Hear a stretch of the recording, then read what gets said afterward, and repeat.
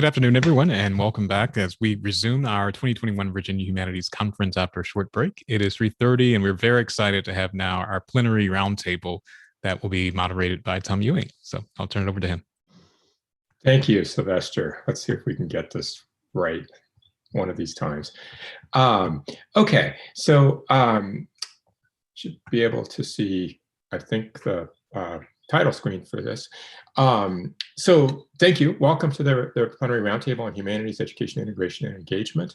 I'm delighted to host this session, which I think is going to bring together or provoke, I hope, a really interesting discussion between three faculty members from Virginia universities and three representatives of national organizations speaking to us from presumably someplace in the Washington, D.C. metro area, although it's, of course, a little hard to know where people are these days. Let me do some brief introductions. Our faculty members, Dr. Mary Byrd, Associate Professor, Department of Languages and Literatures at Virginia State University, Dr. Jessica Taylor, Assistant Professor, Department of History here at Virginia Tech, and Dr. Lucien Holness, also an Assistant Professor, also in the Department of History here at Virginia Tech. I will credit Dr. Taylor for this extraordinary image that comes from a digital humanities project that she was involved in, Land Speaks, the Monacan Nation and Politics of Memory, which is a wonderful background for this, but also a really amazing project. And I will put some links into the chat here in just a moment to help give you some more information about each of the things that I'll be talking about. They will start this presentation here momentarily, but let me introduce the other three panelists. Dr. Ashley Baer is a Senior Program Officer for the Board for Higher Education and Workforce at the National Academy of Sciences, Engineering, and Medicine. Dr. Victoria Sams is also Senior Program Officer in the Education Division of the National Endowment for the Humanities. And Dr. Robert Townsend is Director of the Humanities Indicators and the Director of the Washington Office of the American Academy of Arts and Sciences. As a historian, I, of course, am always interested in the relationship between space and time. It was not lost on me that all three of these offices are relatively close proximity to each other, with, of course, the U.S. Capitol at the meeting point of all three, a building we've all spent some time thinking about for the last few months. I know each of them. I don't actually know if they know each other. I realized in my somewhat parochial way that I think everyone in Washington just kind of knows each other, but that, of course, may not be true. It's a small town, but not that small. I think what brings them together for this session is not only the fact that I've worked with each of them in various capacities, but I think they share a deep and abiding interest in thinking about the place of the humanities in higher education, in American life, and particularly in various kinds of engagement, but from very different perspectives. And I've highlighted a couple of examples here. On the right side, branches from the same tree, this is a consensus study report from the National Academy's subtitle, The Integration of Humanities Arts with Sciences, Engineering, and Medicine in Higher Education. And Dr. Ashley Baer was the director for this consensus study report. I was part of the group. And it's a really extraordinary effort to think about the humanities and arts in integration with sciences, engineering, and medicine. So I encourage you to find this report, and I will put a link in just a moment. But it was a great opportunity, having worked with Dr. Baer and presented, on this report in various contexts, to bring her into dialogue with some humanities faculty, but also representatives from two other organizations that are very closely involved in promoting the humanities. So on the left, the Humanities Indicators report, The Humanities in American Life, Insights from a Survey of the Public's Attitudes and Engagement, is a more recent report from the American Academy of Arts and Sciences that talks about the humanities in higher education, but I think more directly and broadly about the humanities at work and how people use humanities skills in their jobs, how people engage with the humanities in day-to-day activities or in special things like trips and visits to museums and so on. And I think for anyone who teaches the humanities or is involved in coordinating humanities, this is a really essential resource. And so it was, again, a great opportunity to bring Dr. Townsend into this discussion as the principal author of this report and representative of this organization. And of course, anyone in the humanities is aware of the work of the National Endowment for the Humanities, and particularly the Education Division with Dr. Victoria Sams as a senior program officer. They are giving away a ton of money, if you're interested. That's from the website. But also I've listed here some of the, certainly more significant and visible programs that come out of the Education Division, the Humanities Connections for Curriculum Development, the Humanities Initiatives at colleges and universities, and one particular one, Dialogues and Experience of War, that's really focused on, bringing a humanities approach to thinking about veterans and their stories and so on. So I encourage you to follow more about these. All right, I'm hesitating briefly because I'm still not sure I want to do this, but why not? So this is a fairly familiar image, I think, now of this unfortunate ship that got stuck in the Suez Canal and the efforts to free it.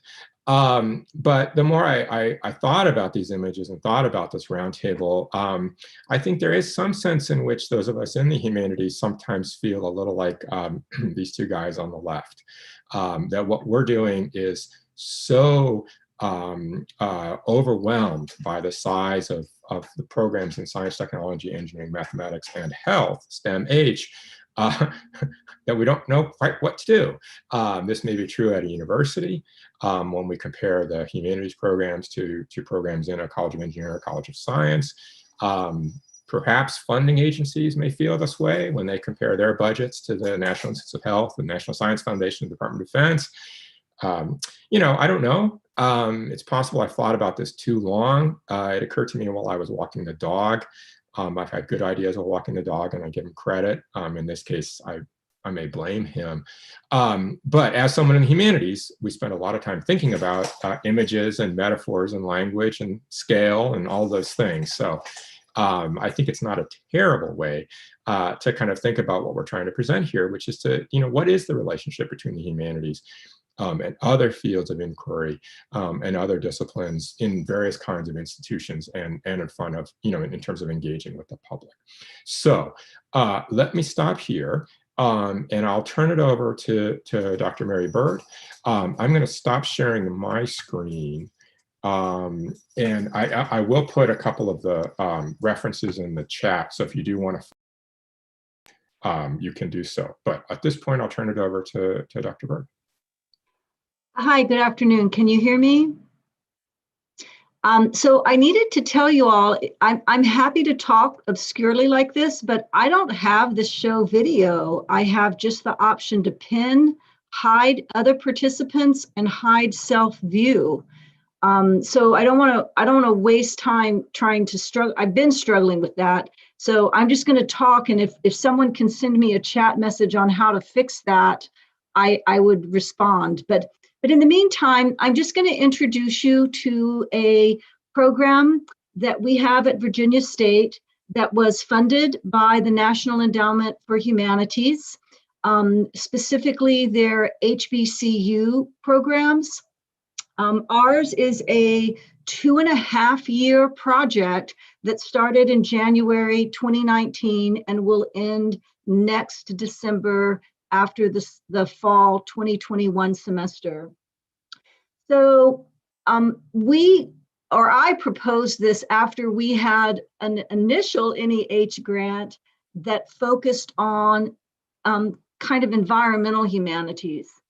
And faculty loved the enrichment and infused it in a lot of classes, but it really never resonated with students. And that was sort of disappointing. I mean, it was surprising, actually. So as I was thinking about why it failed and how I don't think it failed completely, but what would be the reasons that it didn't resonate with students, I decided that they did really still see the environment as abstract, right? And so I thought we've got to tie this in to this locality. And that's another big issue at Virginia State, is that we're actually in Chesterfield, but we look like we're in Petersburg, and that city has not ever really recovered, I think, from the 19th century. And students are often really unhappy in this locale. They don't feel like there's enough to do. They don't feel invested in the community. So I set out to find something that would be really tangible, really specific, connecting the past to the present and connecting students from other places to our space, to our location. So the full name and the cumbersome name of the grant is Revisioning Central Virginia Foremothers Through Narrative, but we call it Her Stories for short. And I want to run down the names of these women for you, because this has turned out to be really a remarkable recovery project. So the first year, we looked at Pocahontas, Sally Hemings, Mary Bowser, and Elizabeth Keckley. And then the second year, in the third year, we're going to look at best practices all the way. But the second year focused on Maggie Walker, Dorothy Height, Pearl Bailey, and Harlem Renaissance poet Anne Spencer. So we never go further east than Norfolk, and we never go further west than Lynchburg. I mean, these are all local, really local, at least regional women. And every single one of them, their histories, their legacies, and they have really been embraced by students and by faculty. All of us are discovering things that we didn't know. Like, that's really been the key. So one of the things, Tom, I wanted to follow up from what you said was that this does relate to history of medicine. Like when we went to Henricus Park and they saw the kinds of medical practices that were going on there, and they heard this guy say, if they'd had bumper stickers then, they would say, come to the New World and die. You know, like, it was fascinating. It was fascinating to see the past brought to life. And actually, surprisingly enough, the memoirs and the biographies are also popular. We're getting really good student responses to reading text chapter by chapter, which, you know, is sort of unheard of. And the films, comparing films that represent these women's lives, are also really popular projects.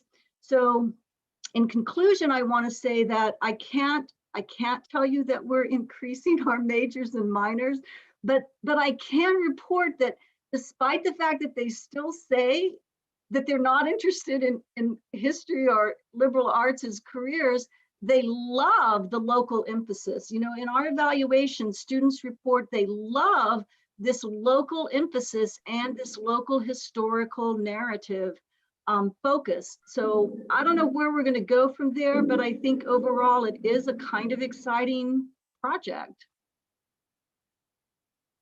All right, thank you very much. And Victoria just put the link into the project, or to the grant program that Mary is describing. And let me do this while I'm thinking about it. I'm going to add all the links that I mentioned earlier. Okay, I think we'll turn it over to Jessica Taylor at this point.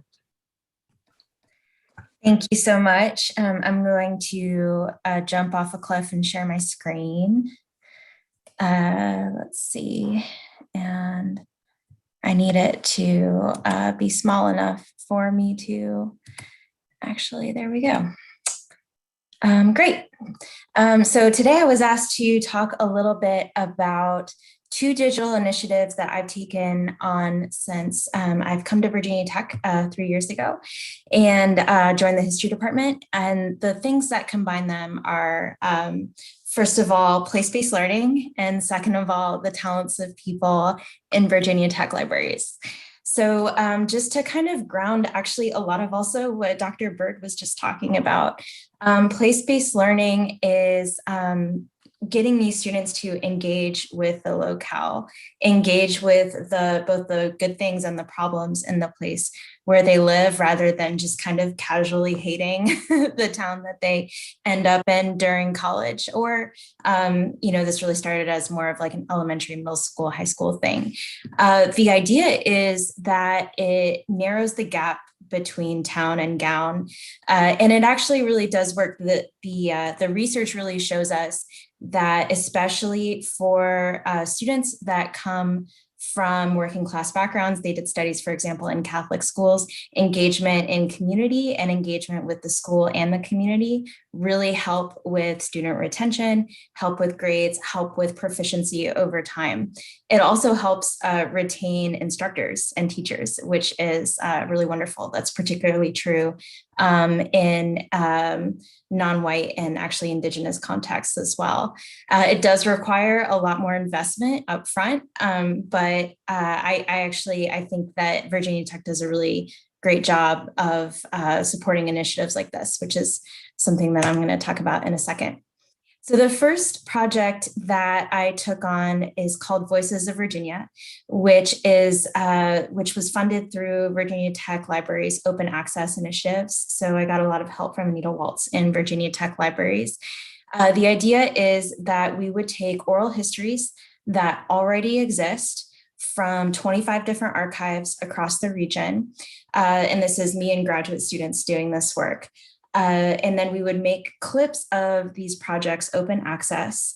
And then we would create a primary source reader from these oral history clips that span from Civil War veterans all the way to 1980s, 1990s, the end of the Cold War, basically. And going through things, especially like the civil rights movement, desegregation, the women's movement in the 1920s, and then again in the 1960s, all from archives in Virginia, and then regionally. So, for example, Columbia University has archives associated with Virginia that are really wonderful from the 60s and 70s.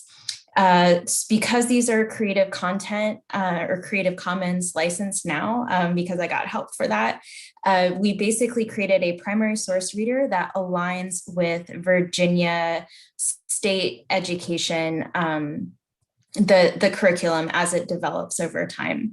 So we started with the curriculum and then said, like, what kind of content would be great for helping K-12 students, particularly high school students in US history classes, understand what it's like to be an average person in Virginia,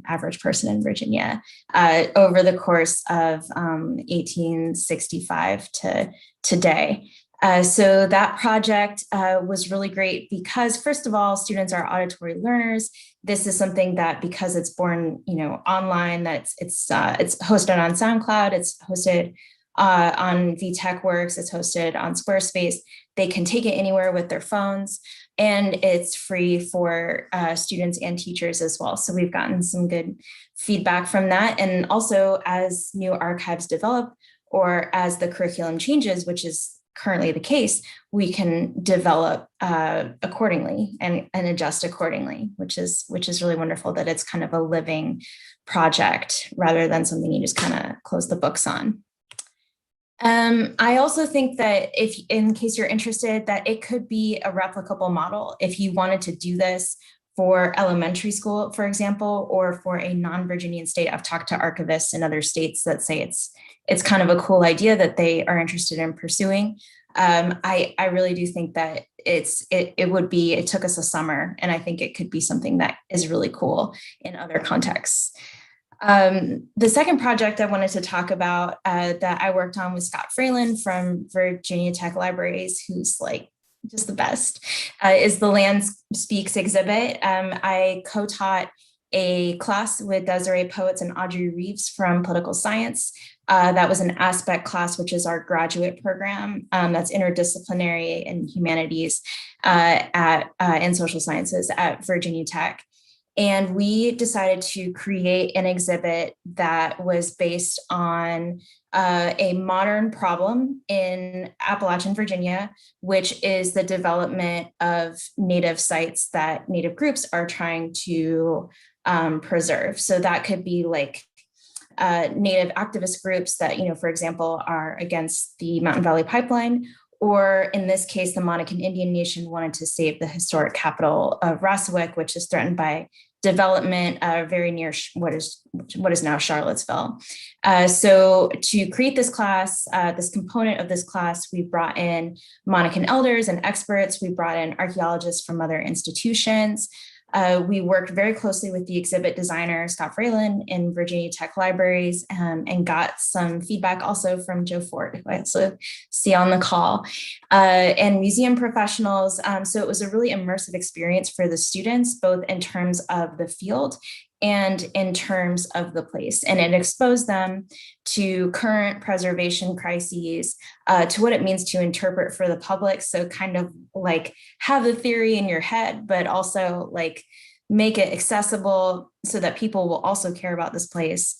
And then also to be culturally responsive and respectful in the moment as the situation kind of develops. So if you'd like to look at it, I guess Tom already beat me to it, but this is the front page and I was going to link you to it at that point. And if you have any questions or want to contact me, this is my info, and I'm always really happy to talk to people as well. So that's overall what I have to say, and thank you very much for your time. Thank you very much, Dr. Taylor. Yeah, and I did put the link in for that particular exhibit, although not for Voices of Virginia. So if you want to do that, you're welcome to do so. Dr. Holness, I think you're the third presenter. You seem to have disappeared off my screen, but I'm sure you'll come back. No, I'm here. All right. So I'm roughly new Virginia Tech. This is my second year at Virginia Tech. I mainly teach courses in African American history. So my presentation focuses on teaching African American history using Black voices, incorporating humanities research inside and outside the classroom. So as I said before, I teach courses primarily in African American history within the history department. So my goals in these courses is to get students to think what's called thinking historically. And that means placing oneself in the context of a different time period, seeing how they fit within a different time period, how people interpret, how people lived within that certain time period. Language is important, how people use language and how that evolves over time. It also involves reading critically and analyzing different types of texts or sources, primary sources, historical sources, which provide the foundation for historical arguments, because history is about arguments. And by understanding these sources, they help us understand how historical arguments are made and conceptualized. And my goal is to get students to articulate their own historical arguments and analysis. So I teach students from a variety of backgrounds, different majors, to get them to think historically. So what I like to do is I like to include the voices of African Americans themselves. I think it's, especially in this age of Black Lives Matter, this interest in African American history that's surged around this Black Lives Matter movement. So these are just some examples of the variety of digitized sources that I incorporate, working with our libraries to incorporate some of these sources within the classroom. Sources like David Walker's Appeal, pamphlets, anti-slavery pamphlets, Black newspapers, as you can see on the right here, and also slave registers.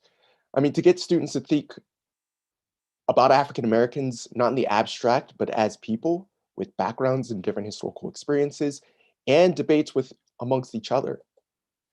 I also utilize a number of digital humanities projects in the classroom itself, like the Color Conventions project. The Color Conventions, which were first established in 1831, the first national Black convention that meets, was established in 1831. And so these this exhibit, this project, has the minutes and proceedings of these different Black conventions that meet nationally and locally. So I have students in the classroom dig throughout these convention proceedings and see African American debates over what strategies they should use to fight racial discrimination, fight slavery, and how those debates evolve and change over time, and try and understand why those tactics and debates change. I also like to include other digital humanities projects like the slave trade database. One feature of the slave trade database is it provides this slave ship a 3D model, a 3D rendition of the slave ship that gives students a more concrete idea about what enslavement looked like, what captivity looked like on the slave ship. I mean, it's easy to give a description, but I think projects like these and their incorporation into the classroom can give students more of a concrete example of what captivity looks like, just the conditions of the slave ship look like. So it gives them concrete ideas and that these are people. Here at Virginia Tech, I've also utilized some of our resources, like I said before, our resources through the library, through primary sources, but also too, place learning, incorporating some of our places close to Virginia Tech, like the Smithfield Plantation and records to give students a sense of what Black life looks like on this frontier community of Virginia, what enslavement looks like.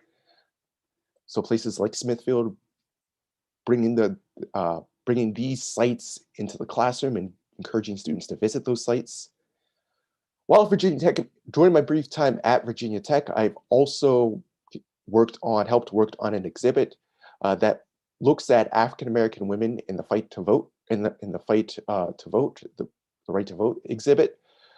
So this exhibit highlighted the number of women involved, Black women, I should say, involved in the suffrage movement, as well as organizations. An important component of this exhibit was there was an interactive component of this exhibit that got students and visitors who were reading through this exhibit to think historically about voting rights and suffrage, and it got them to leave a note card, think about the right to vote in today's context, contemporary context. So the struggle for the right to vote today, and to leave a little note at the end of the exhibit thinking about how the right to vote has been suppressed today, how suffrage has been suppressed today, which really resonates with the visitors of this exhibit. It's a very low-tech exhibit. I mean, it's done in the library, but it's to add a little bit more context of this exhibit was established in 2019 around the centennial of women's suffrage. So it provides an additional narrative of women's suffrage from the perspective of African-American women.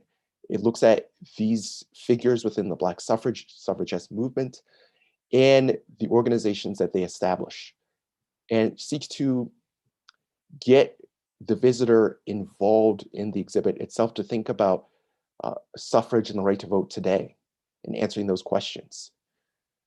So that's just some of the brief work that I've done at Virginia Tech, looking at suffrage and the right to vote and trying to incorporate these Black voices within the classroom and outside the classroom. So I don't want to take up too much time. So that's just my brief component of it. Right. Thank you very much. Well, thank you to all three of our presenters. I think at this point, what we'll do is we'll move the cat, but we'll open it up, I guess, first for our three panelists to respond, both to what was just presented, but also, again, to draw upon, as I mentioned earlier, the work that they've done more generally to think about humanities integration, humanities engagement, humanities education. But those of you in the audience are more than welcome to also make comments and ask questions. You can put those directly in the chat.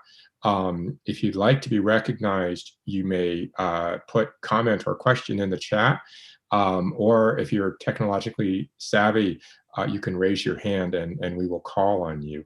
But maybe,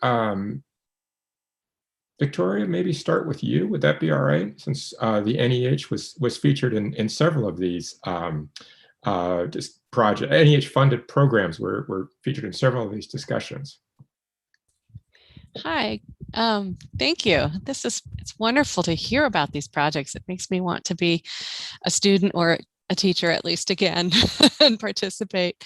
And the wonderful thing about the I guess the silver lining of the pandemic is that so much has gone virtual that as program officers, we've been able to visit some of our projects without leaving our desk, and that's been a real wonderful perk.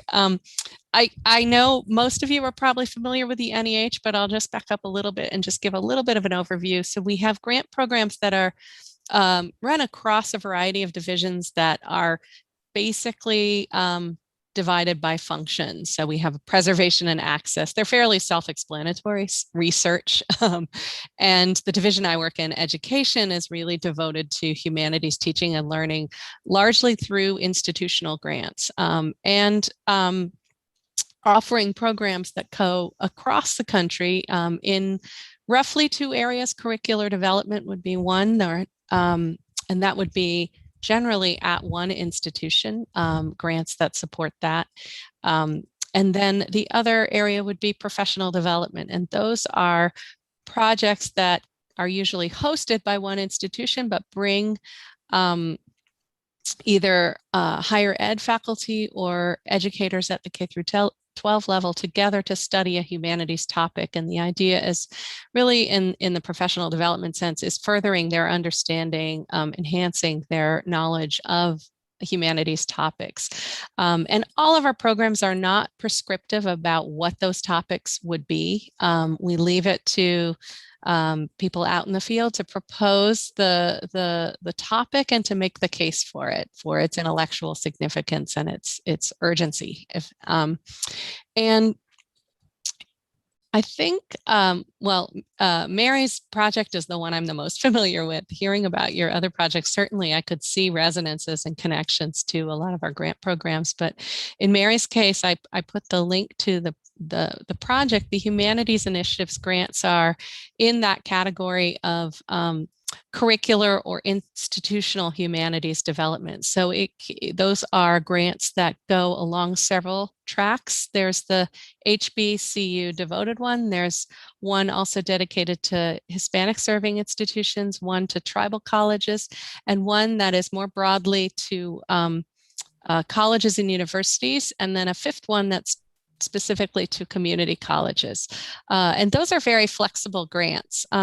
I won't go into too much detail because I want to leave it to questions, but I can say that almost all of the grant programs at NEH offer feedback from program officers like me on either your draft proposals or project ideas. So I will put my address, contact info in the chat, and generally speaking, it's our first initial plus the last name if you're trying to reach a program officer, but certainly feel free to reach out to me if you have any questions, or I can sort of direct you to the right person or the right program. But in sort of general terms, I will say in terms of integration, probably the most obvious grant program that comes to mind is our Humanities Connections, which is specifically aimed at encouraging institutions to think about connecting the humanities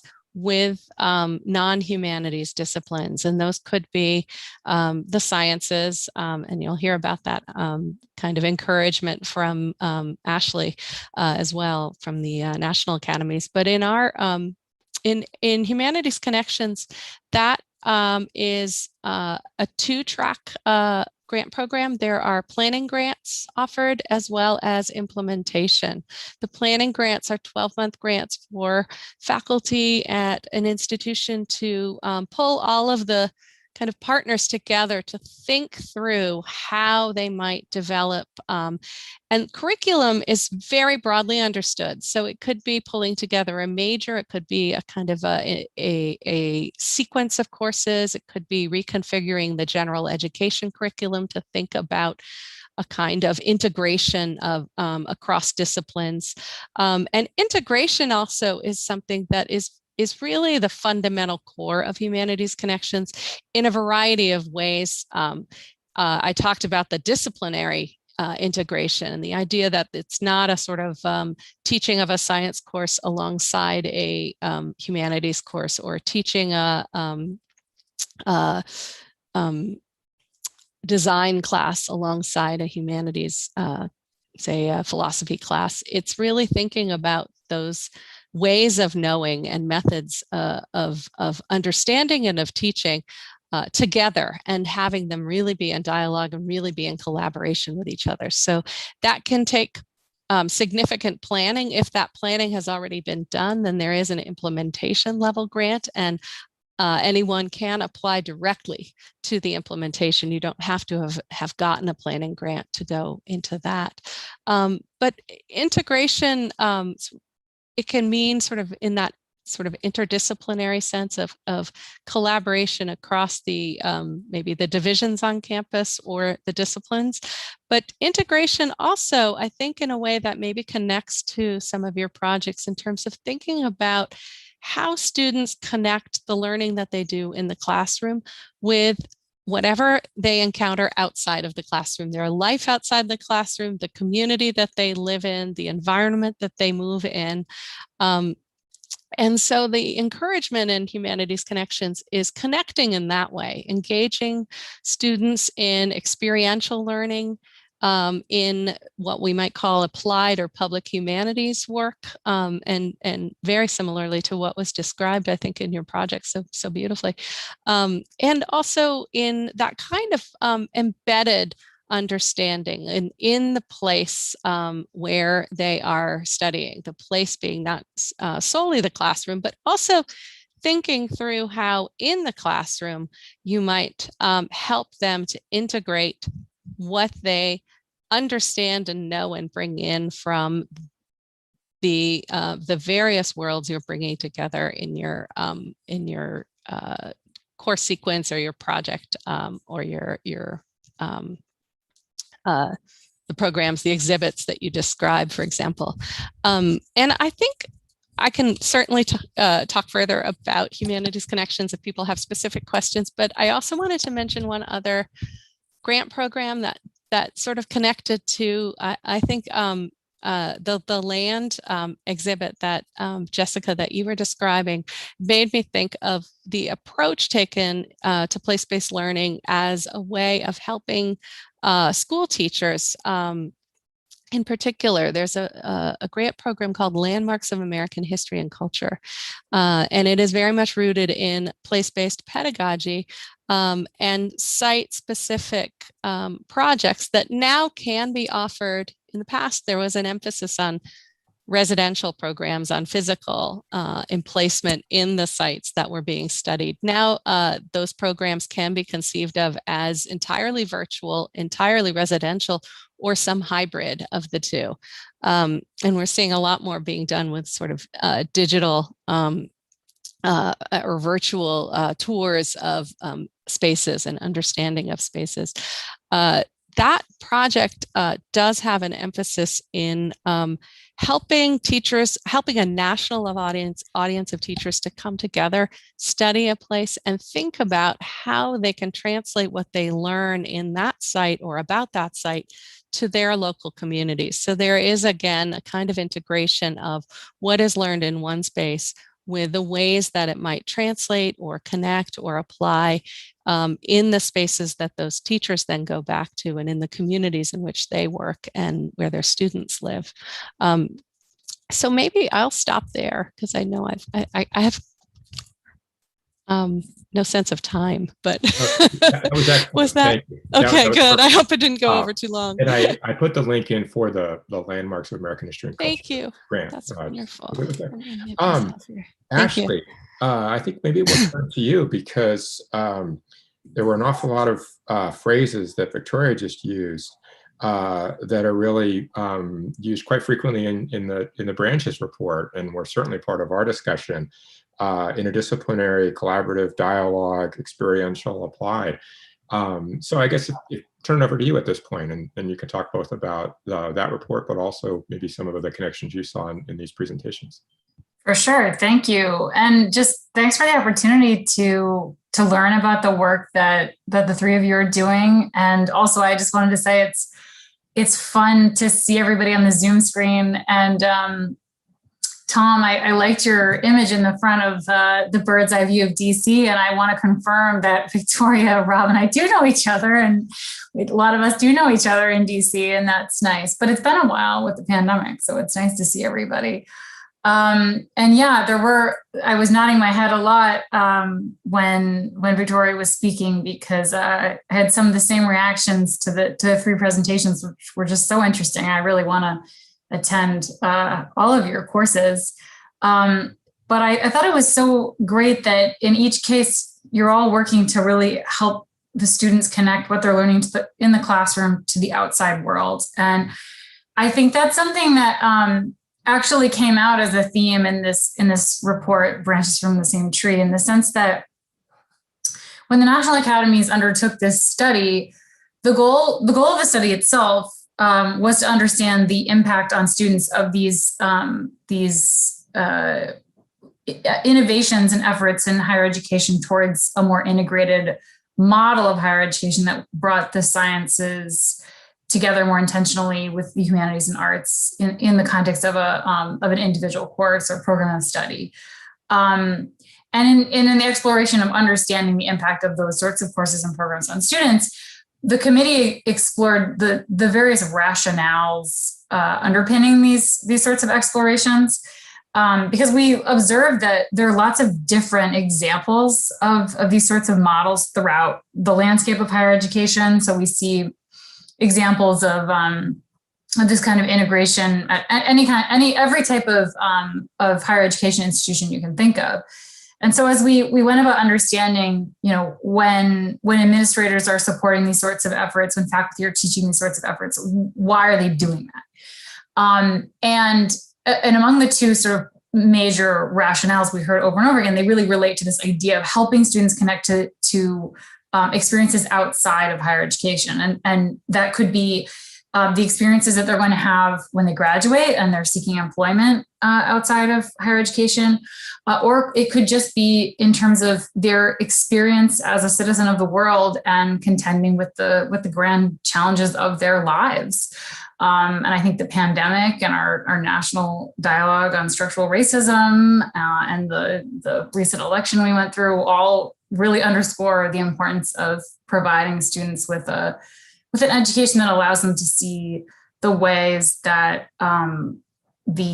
looking at the challenges we face through the lenses of all these different disciplines and seeing how there are fundamental connections between these disciplines can really help serve students. So it's interesting because in the aftermath of the release of this report, we've held all kinds of different events talking about the report, thinking about next steps. And I will say that the committee found that there's some research and there's some certain student learning outcomes that we can point to in terms of the impact of these sorts of models on students. And there's some interesting learning outcomes, positive learning outcomes associated with these outcomes, but more research is needed. And so in the aftermath of the release of this report, we've had conversations about, okay, well, how would you go about evaluating the impact of some of these more integrative models? And the conversation always sort of starts with, well, what are your learning goals for students? And oftentimes that's sort of like the silence when we have these conversations. But it seems like in the 3 examples we just heard, you are thinking very much about, the experiences you're hoping students will have and connecting them to community, connecting them to history, connecting them to, instilling in them an ability to think historically, to think critically.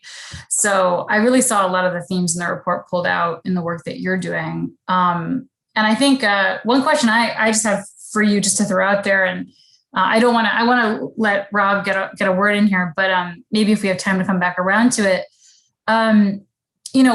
in my work with the National Academy of Sciences, Engineering, and Medicine, I spend a lot of time with scientists, and so I spend a lot of time explaining why integrating the humanities with science, engineering, and medicine is so important. And we talk about the importance of ethics, and we talk about clinician burnout, and we talk about history of science. We talk about the importance of bringing the humanities integrated into the STEM fields.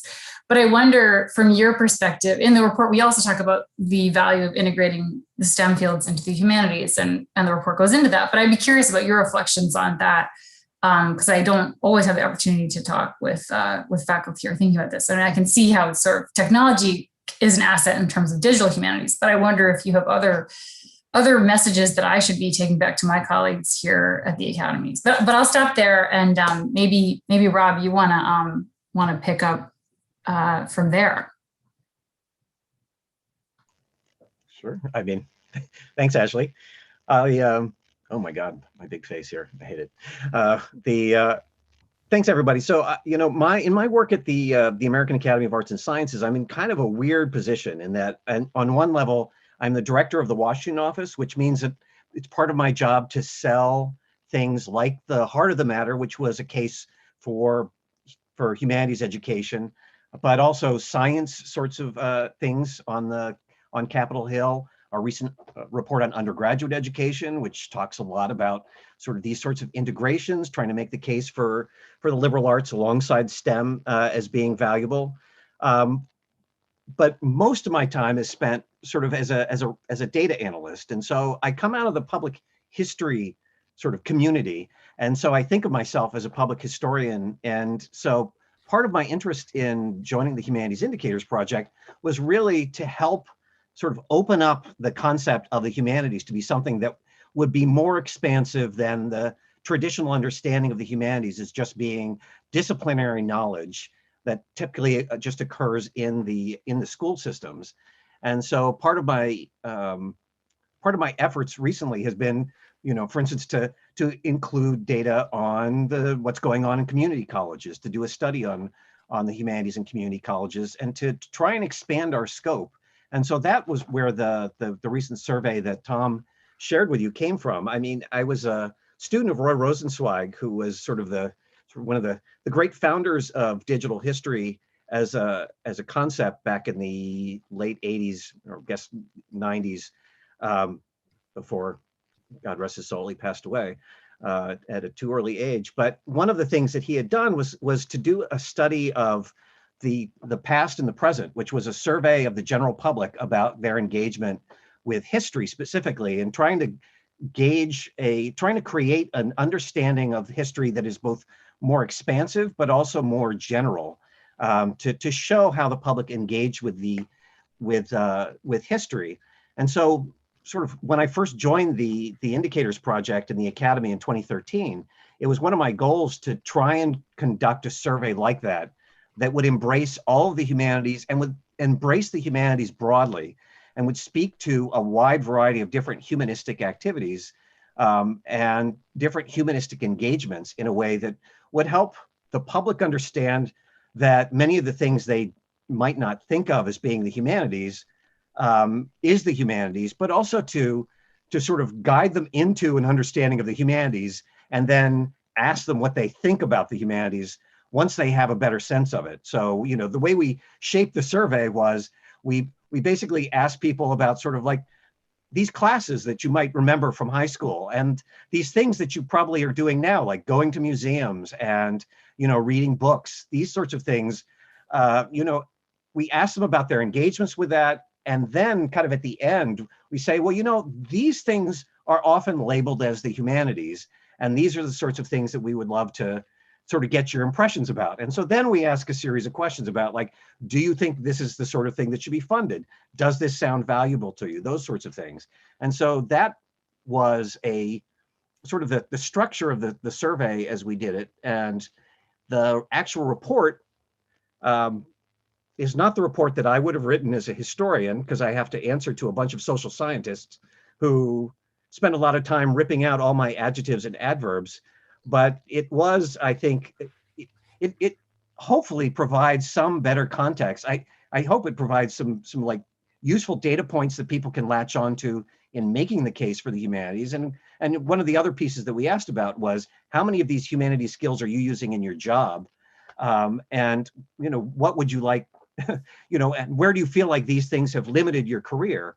And a surprisingly large percentage of these folks said that it had limited them in their careers. So hopefully, again, trying to provide some data points that you as faculty can take and help use to make the case for your work. And it's led us now to another sort of research project, which we're hopefully going to be publishing in the fall, which is looking at humanities majors in the workforce, following on something we did a few years ago, but looking not just at what earnings are, because I think too often people sort of judge the value of a humanities major and an arts major and a social science major by what can be measured most easily, which is dollars and cents, how much money are they making?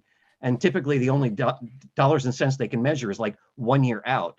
And so we've been trying to gather more data that looks over the lifespan of humanities majors to get a sense of where they're going, but also to look at subjective data. So we're working with Gallup now to get some data from their alumni survey to get information, because when we looked at it 4 or 5 years ago, what we found is humanities majors are about as happy with their lives, with their incomes as everybody else.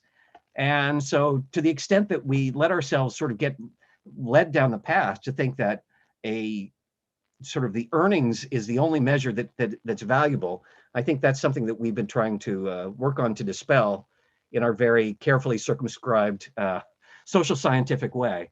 So that's the sort of thing that we've been working on. And from that perspective, I think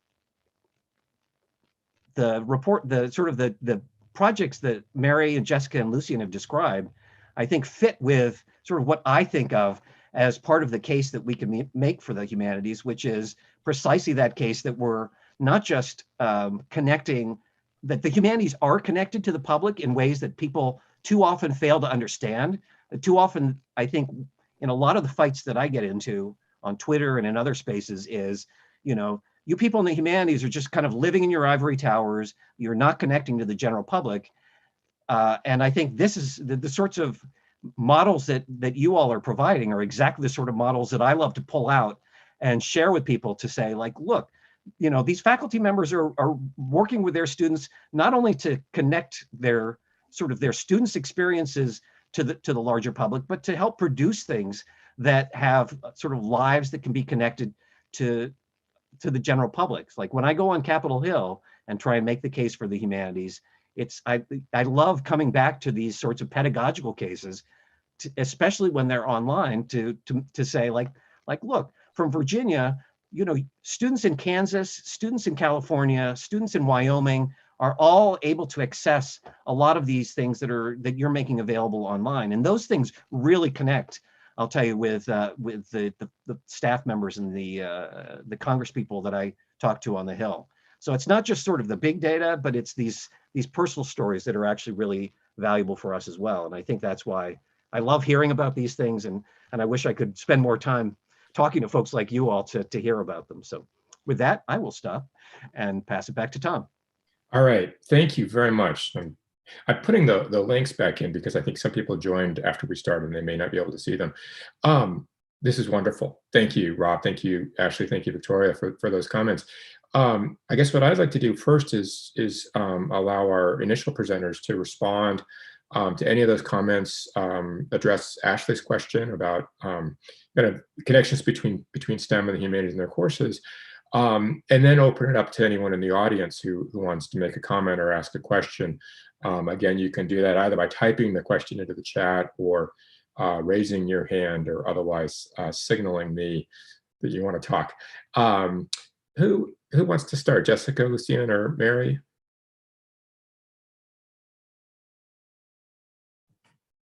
I hate silence, so I had some thoughts on Ashley's question specifically. I've worked, just coming from 2 separate land grant institutions, I've worked with ag in multiple contexts. So that has been largely my experience with the STEM fields, I'm assuming that counts.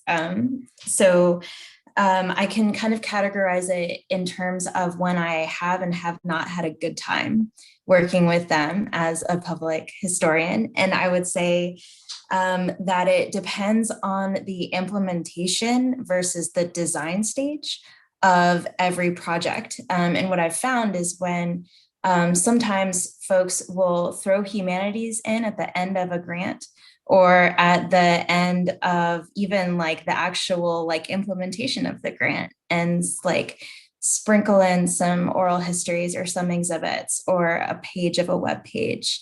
And that I don't think does justice to what we are able to do, which is communicate really well and help you think about the future. And education is a really great way that ag and humanities people have come together at Tech to design new ideas about, sustainable agriculture and how to get the word out about that. Why that is even a thing that we should be concerned about in Virginia, and how we can talk about Indigenous knowledge that just came up at a panel last week, and how we can bridge the gap between two different ways of thinking about agriculture. So that's when I have had a good time, is that when we come together at the beginning and we think about, like, what do we want a future to look like, in terms of, like, for our students specifically and, like, for the classroom, but also, like, what do we want our students to take into their careers in ag or in the humanities, and how can we contribute to each other's, like, student experiences. So that's how I would respond.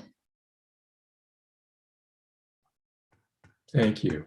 Mary or Lucien, do you want to follow up?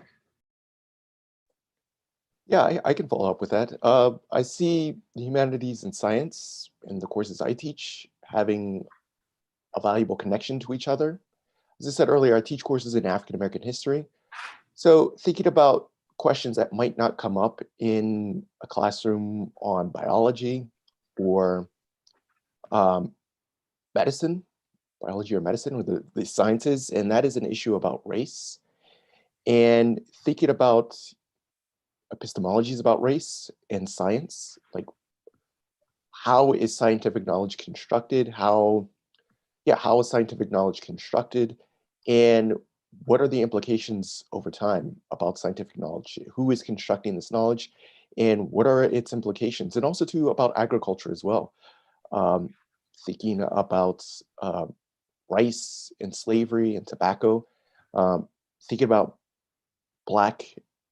African epistemologies and scientific production.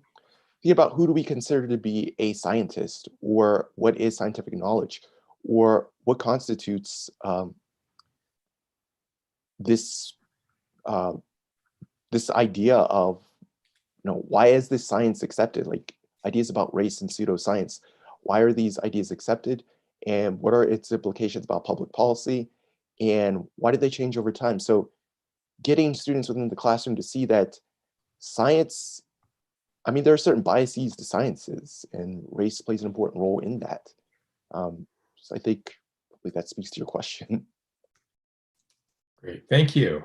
Mary, do you want to respond? I thought I would just tell you another quick story. So the first year we had a faculty summer immersion program to help folks bring these topics, these women, into their classrooms, but we also did a summer bridge for our honors program, and they were all STEM majors. There was, in fact, only one psychology major. Everyone else was, pre-med, engineering, computer science. And I really thought, I'm like, how am I going to reach them with this? And as I said, everywhere we went, there would be this history of medicine, this history of agriculture, this history of voting rights and stuff. So that was one way, all narrative, of course. But the Valentine Museum introduced the students to some, in my opinion, insane cure. They weren't touting it either, but it was called meat juice that someone had used as a cure in the 19th century. And we could not get those students to leave that museum. Like, faculty were waiting outside because the students would not leave. And there's apparently some little bottle, I didn't get to go into that room, but there's some little bottle of this meat juice cure-all. So our school is really trying to go STEM. That is the president's ambition. And what we're trying to do is find a way to make humanities not just compatible, but integral to that move. Great, thank you. So we do have a hand up. several hands up, different screens. Lee Pearson, do you want to go ahead and talk?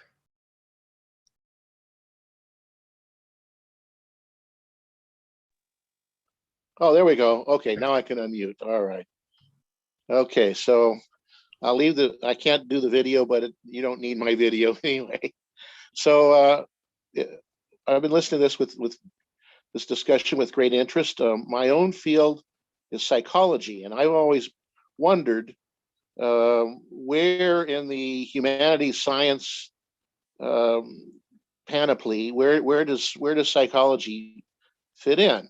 I tend to think it straddles the fields, but some people would put it in social science, and some people would put it in biological science, and so on. So I guess I'm wondering more generally, what is the distinction between humanities and sciences, particularly methodologically? Is there a hard and fast distinction?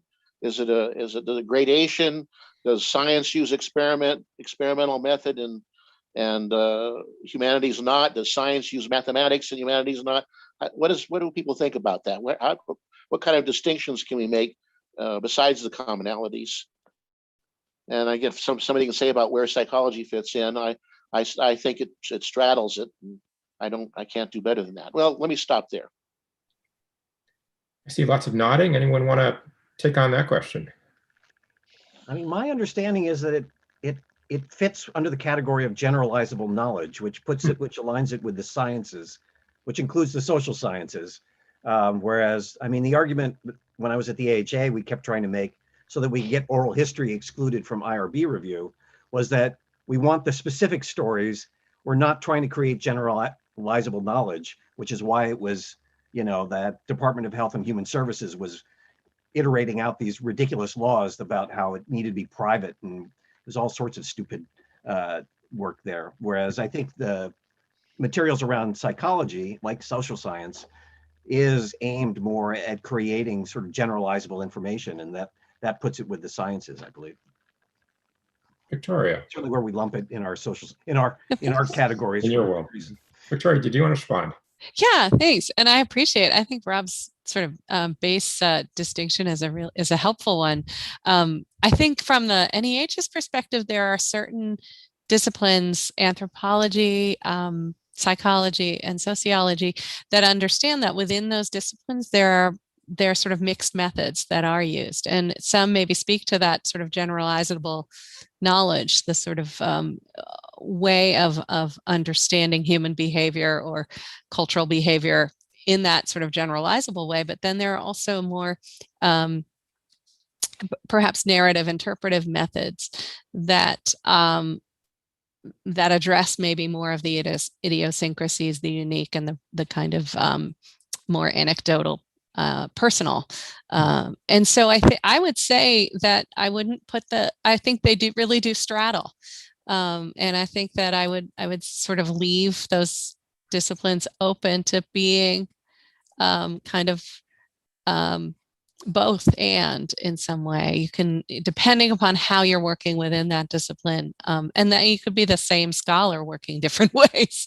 One day you're a scientist and one day you're a humanist. But that would be what I'd. Thank you. Those are both very helpful. One of the things I learned from being on this interdisciplinary study group that Ashley Byrd directed, it's sometimes easier for us to define someone else's discipline than our own. It was relatively easy for me to tell what the scientists, what they do. It was harder when they said, well, what do humanities scholars do, or what do artists do in the academy? Ashley, did you have thoughts on this question of where does psychology fit? I really don't have much to add, I think, beyond what my colleagues have said. I was trying to remember how we defined, I don't think we defined psychology specifically in the report, but we did include the social sciences. And I think we included it in our definition of the sciences. So probably maybe a little bit more aligned with Rob's explanation, but I also hear Victoria's point. Yeah, no, I don't think I have too much more to add. I think those are very, very nice explanations of the complexity of these disciplines, and that there are going to be blurred lines between them for sure.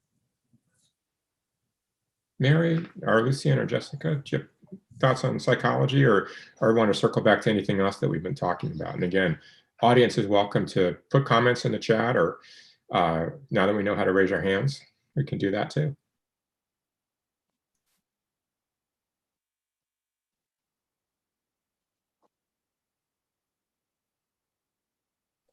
Yeah, I mean, it's a good question, and for me, it's a challenging question. Like, how do you write a history of a psychology or a psychoanalytical biography of somebody who wasn't there? It might have not left enough sources around. So, and the varied experience of different people. So, I don't know. I mean, it's part of the challenge, I guess, or in my field. Yeah. Where does psychology fit in? And considering the source space that's there. So, I mean, it's really a question I really can't speak to, given my experience. Well, I think what I would take from actually all three of your presentations, is that, they're very focused on the context, in which these stories were created, or Jessica, obviously in your case, the history of the indigenous people that has been, largely obscured or silenced, but yet preserved in the memories of the elders and in their retelling. And so for someone in the humanities, context is incredibly important. And so for a science, whether it's psychology or any other, to decontextualize people's experiences, and come up with, again, speaking very generally, certain kinds of personality types or certain kinds of stages of development or whatever, and say, these are somehow universal and abstracted from, the context in which they occur, is really challenging for us. We want to come back to, Mary, I'm thinking in your case, again, of the stories and the tales and the legacies of particular people, while also recognizing them as somehow representative. And I think Jessica, the Voices of Virginia, is another good example of that. But I don't want to speak for you, but you probably wouldn't say, these people are, personality type, B, and everyone who's personality type B has the same perceptions and the same experience. And I think that can be, a tendency and a trajectory in a scientific field, to come up with those kinds of generalizations. And then to go back to something that Lucien talked about earlier, to think about whatever the particular categories of psychology or any other science as being products of a particular time and place, whether it's geographic or structural, and therefore reflective of, the values and the priorities and the structures of that time. So I think, Lee, to go back to your question, which is excellent, I think there's lots of different ways to answer that. What seemed like a fairly simple question. Other thoughts, or again, anything else that we want to go back to that maybe has come up that you didn't get a chance to address, or now that we've had a chance, that you want to think more about? You've had a chance to think more about.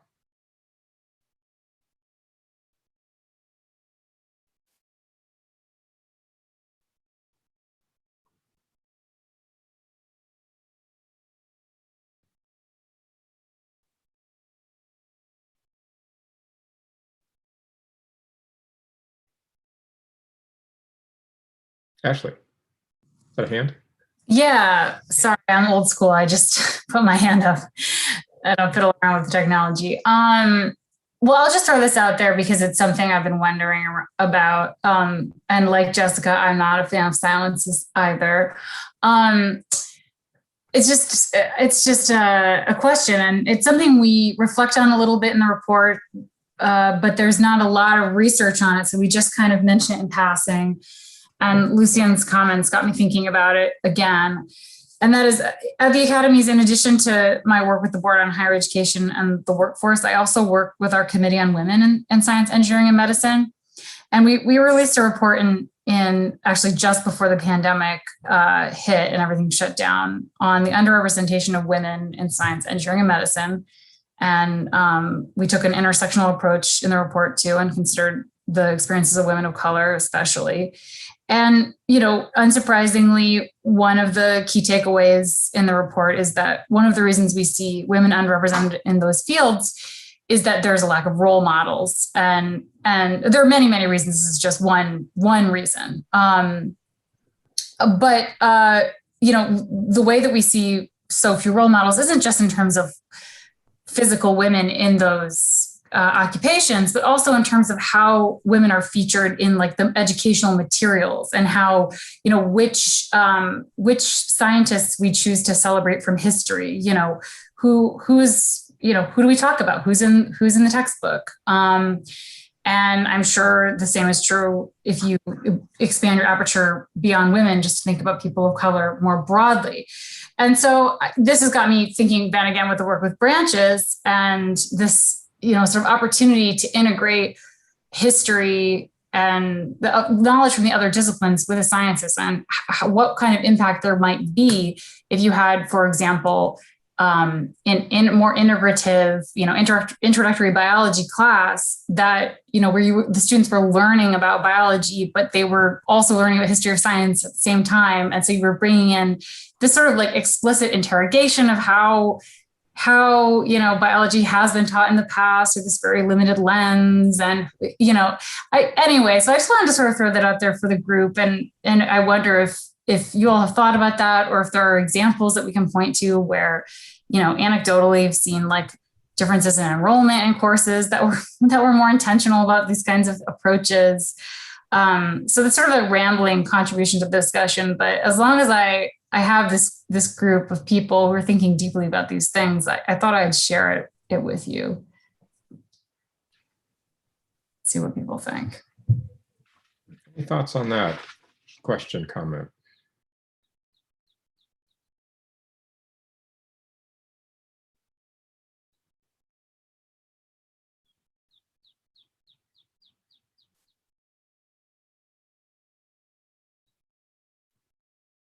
I mean, it seems like Mary, your project, Her Stories, it certainly kind of has this position in mind. Is that right?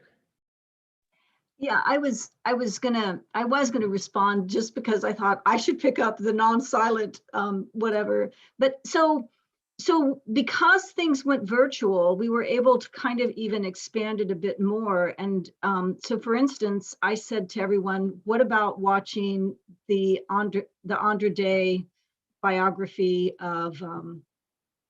Now I'm blanking on the singer. And then we looked at the civil rights film that just came out, Judas and the Black Messiah.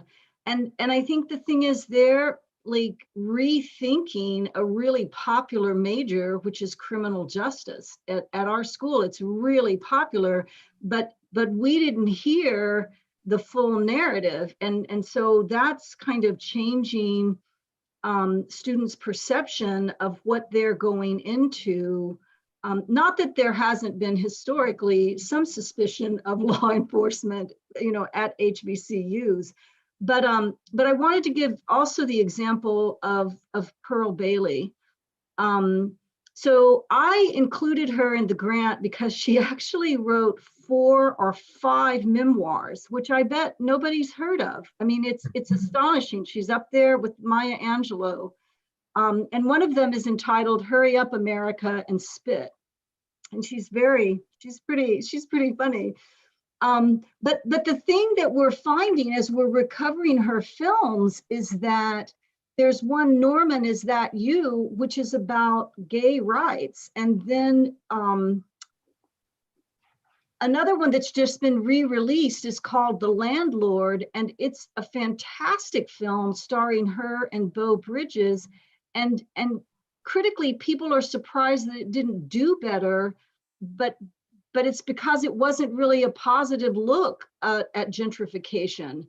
So we get at science and urban planning and all of that through these films. In fact, that's the exact assignment that I use is, now that you've watched this story, what are the issues that impact your career choice, right?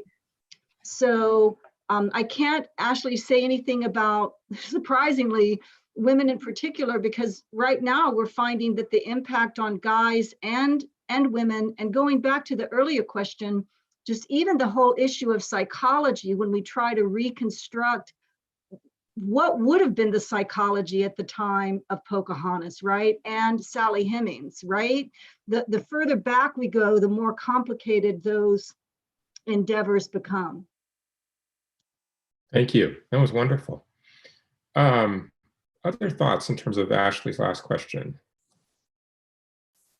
I think I might have some. So in the context of Voices of Virginia, some of the primary sources that I pulled were from feminism oral history projects, which were older and decidedly not intersectional, but it was really cool to see. So for example, a woman who was not a feminist recounting reading Betty Friedan.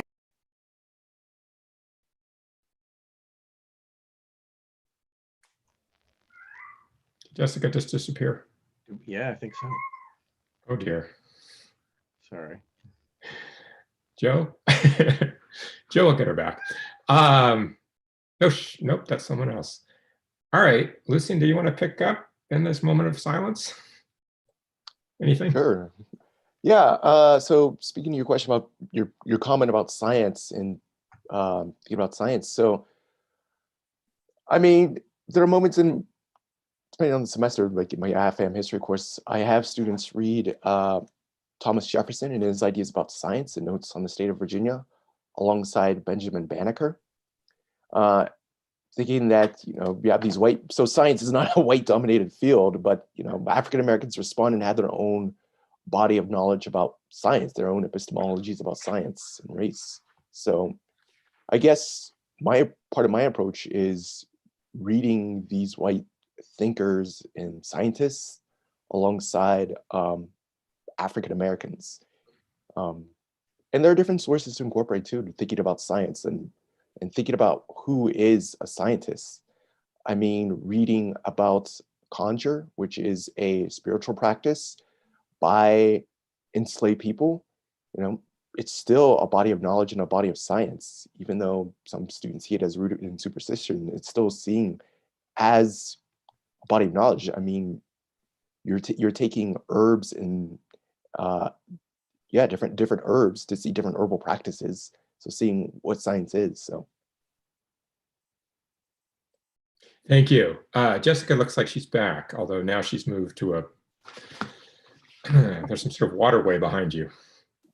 I'm at my parents' house and everything is a little harder technologically. I just wanted to add that so first of all, it's really great for students to see the person's process by which they engage with feminism or find their role models and things like that in the actual primary sources. And that's what's really great about expanding our conceptualizations of primary sources. And then the second thing I wanted to say is that humanities scholars can really help us build the infrastructure for what it means to have role models in programs. So for example, I just worked on a project to put into place near peer mentor programs for students that are engaged in our cultural and community centers on campus, setting them up with not just advisors and mentors, but people that help them through research projects, through independent studies, those kinds of targeted programs. Humanities scholars as collaborators are just really well set up for when it comes to communicating with people in the sciences. So that's something that I hope to explore more as I go forward with my time at Tech as well. Thank you. That was really helpful, and I think as you heard, often it's in programs that themselves are integrated or interdisciplinary in some way, that you can see these connections being made. You know, the kind of collaborations we're talking about here. Mary, I'm thinking about, you know, a connection between humanities and criminal justice, you know, would be another example, not necessarily STEM, but, you know, much more of a kind of applied field, but bringing the humanities dimension into that. And I know that was something, Rob, that the humanities report talked about, you know, and then using these skills across different fields. Thank you very much. Thank you to all six of our presenters. The cat, thank you to the cat who mostly stayed away, but especially the audience. We appreciate you taking the time to listen to this. The final day of the Virginia Humanities Conference is tomorrow. The program is listed online. I do believe it's the same Zoom connection, but I appreciate Sylvester Johnson for setting this up and for organizing it. And I think we'll stop there. Thank you all. Thank you. Thank you, everyone. We will resume tomorrow with our Virginia Humanities Conference at 2 p.m. Eastern Time. And just a note to our delegates, the delegates will be meeting tomorrow on Zoom at 1 p.m. for our annual delegates meeting. But for everyone else, all the attendees of the conference, please join us tomorrow at 2 p.m. for the final day of the 2021 Virginia Humanities Conference with an exciting set of panels. Thanks so much for all of our panelists for this exciting plenary discussion. This was really an excellent roundtable. See everyone tomorrow. Thank you.